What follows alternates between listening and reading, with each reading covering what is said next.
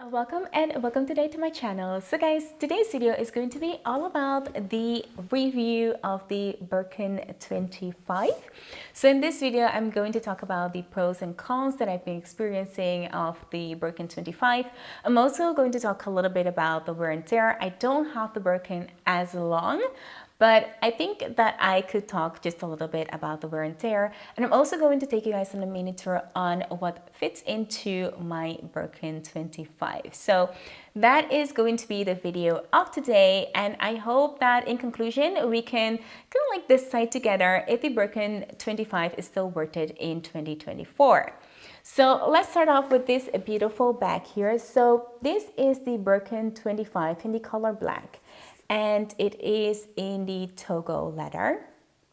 So this is the bag that I bought this year. I received it on February 14th, so it was on Valentine's Day, which made the whole experience a little bit more special to me. It was really cool, and I'm so happy that I have this bag. So let's start off with the basics. So the Birkin 25 in Togo leather retails at 8,600 here in Europe. Now the prices might vary in the country that you are, but here in Europe it retails for that price. Now that we have that covered, let's move on to the pros and cons of the Birkin 25. I'm going to start off with the pros. So one of the biggest pros for me has been the size of the bag. So this is the Birkin 25. You got the Birkin 30, 35, and so forth. And you also have like a micro Birkin. For me, the Birkin 25 ended up being the most perfect size because I don't carry a lot of essentials with me. So let's move on to take you guys on like a quick journey on what fits into my Birkin 25.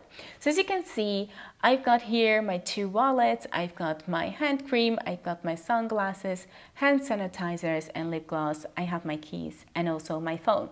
They'll all fit into my Birkin 25. And to be quite honest, I don't always take my sunglasses with me depending on the weather.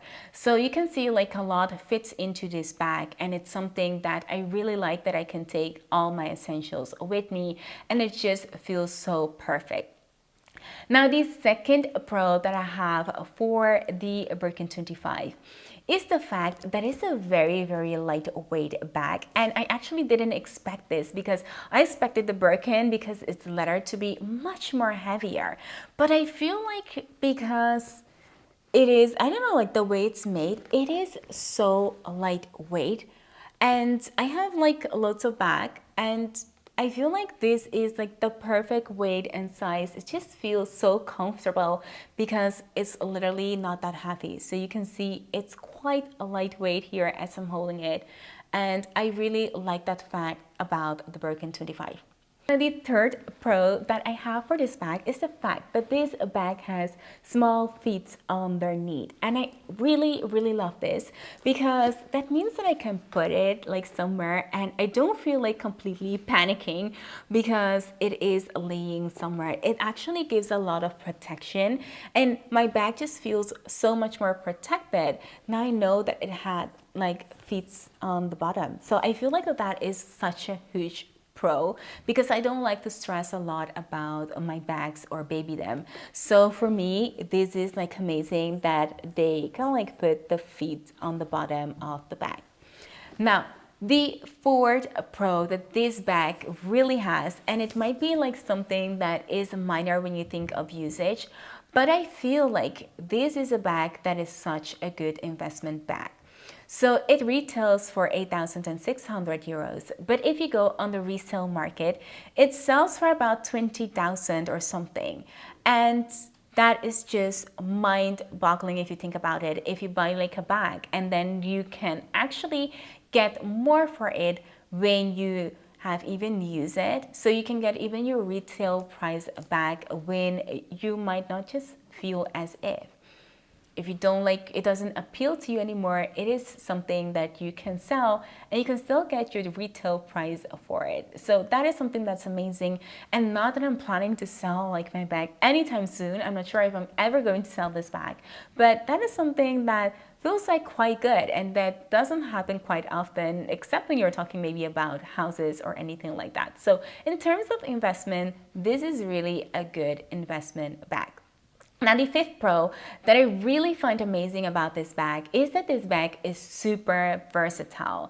And this is something that I came to figure out as I'm wearing it, as I'm using it more and more.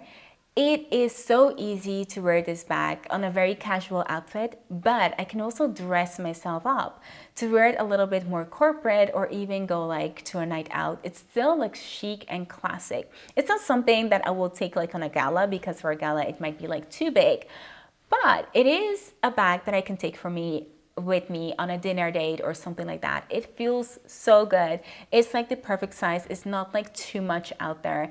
It is the perfect day to night bag. So, and that's something that you cannot always say about certain bags. They're usually made for casual occasions, or vice versa, for only evenings or galas and stuff like that. So I think these are like the top pros that I can talk about the Birkin 25. Let's move on to the cons of the Birkin 25. And as much as it pains my heart, we have to talk about this, because the Birkin does has some cons. So the first con that I want to talk about is the fact that it is meant to be the most secured bag, and still it ended up being the most insecure bag ever. Because look at this. The Birkin bag is supposed, if you wanted to wear it, and it is a very secure bag, you need to go like through several hoops to make it like a very, very secure, and you'll need to do like a lot of things. If you want to secure your bag, you can do it a little bit like this, but it just isn't like a pretty face. And if you want to wear it like the right way, you can see it, you know, it's a lot of hoops to go through. Now, if you want to grab something in and out of your bag during the day, if you have like your bag that's secured, you will literally lose your mind, because it is such a hassle to get in and out of your bag. So that is something you'll definitely end up not doing, which will end up making you carry your bag like this, meaning you will put the flap inside and hold your Birkin like this, leaving very much space and room maybe for pickpockets to go into your bag. So if you're someone that feels like very insecure about that, then I feel like the Birkin is not the bag for you if you're looking for a bag that could like close or something like that. That's a con for the Birkin. Then the second con of the Birkin has to be definitely the small handles. Now, I don't have a problem with them, because my hand, as you can see, is fairly thin and everything fits right into it, and I can carry it with no problem at all. It isn't uncomfortable for me in any way, so I really like it. However, I can imagine if you have a little bit thicker arms, or if you feel like this isn't like the way that you want to carry your bag, it is a very, you know, con of the Birkin. So that is really something that you need to think about it before you think about purchasing a Birkin. Now, the last con that I want to talk about regarding the Birkin is the fact, sticking to the handles, that it doesn't have a crossbody strap. So that means you cannot carry the Birkin like crossbody. The only way that you can carry your Birkin is like this, or through the top handles. So if that is something that you don't like and you feel like that is super annoying, then of course the Birkin bag isn't something for you. Now, I haven't been experiencing anything regarding these cons, because I love this bag so much that I don't even like think about these cons. I feel like it's so minimal. I really, really love it. And I also love carrying my bag like this. So I don't feel like that is a huge con, except for the cross body. Like, sometimes I feel like when I'm more like into town and I just want to feel a little bit more secure, I find myself gravitating a little bit more towards a bag that has a strap like the Constance.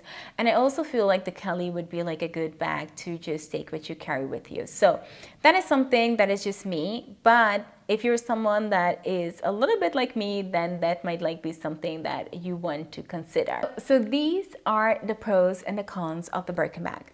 So let's move on to the wear and tear of the Birkin bag. Now I have used it since I've got it, and I've got it in February. So February, March, April. I've been using it maybe for 2.5 months, and I have to say, like, it is in such good quality. I think like I have a little stain. It's like I can just wipe it off, but I'm just seeing it right now.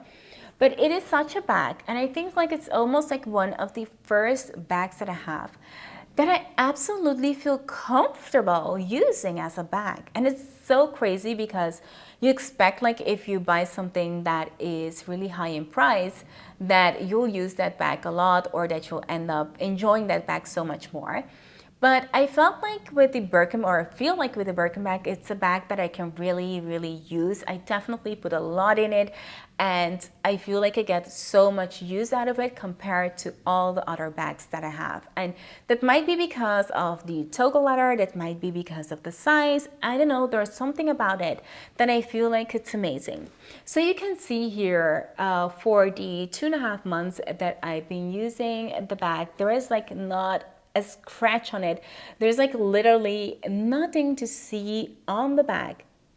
And I can tell you guys that I've been wearing this bag so much, which is crazy. But I'm super happy that this is the way that I'm using it. And I'm definitely using it, meaning that sometimes I'm just putting it in a car, I'm leaving it somewhere, and I feel like this is the best bag to literally use. And I'm so happy that Hermes make these bags that are absolutely aesthetically pleasing. I love them. But then I'm also actually get to use them. And that's not something that I can say for a lot of brands. So I'm really happy that I have a bag that I can actually use. So I do take care of my Birkin bag, and the way that I do that is, even though I put a lot into it and I use it a lot, I just keep it safe with a small organizer in it. So this one, I don't know like even if what brand it is, but I think I order it from a site, maybe Etsy or maybe Amazon, I don't know. I order it, and this is one that is made out of satin, and I love it so much. I had the other ones that were kind of like made from, I don't know, like just another type of more hard material, and I didn't like that one so much. So when I saw that these ones are made from silk or satin or something like that, I thought I would give it a try, and I use it, and it fits so perfectly into the bag, and I feel like it's just keeping my bag beautiful, organized, and it's keeping it clean inside. Because even though sometimes we don't want to, accidents happen with, you know, our essentials. So I really want to keep the inside as beautiful as I'm keeping the outside. So that is how I take care of my Birkin bag. Now, in terms of how I store my Birkin bag, I do keep it in the storage bag that it came in. So I do not leave my Birkin bag like this in my closet. I always keep it like storage up and the bag in it. And I also leave my organizer in the bag. So this is the way that I store my Birkin. I do not close it off and like with extra protection and things on it, but that is just me. I think that's like too much of a hassle to, you know, just buckle it up each and every day. So I just put it like this in the bag, and I leave it like this in my closet. So that is all I do to keep my Birkin just the way it is. And in a way, I also feel like I don't want to baby my bags too much, because I just want to use them as they were made for. So yeah, this is, you guys, the review, the wear and tear of the Birkin 25. Let me know in the comment box down below if you're thinking about buying a Birkin 25, which one you have in mind, and what you find of the Birkin 25 in general. For now, thank you so much for joining me today, and I hope to see you in my next one. Bye!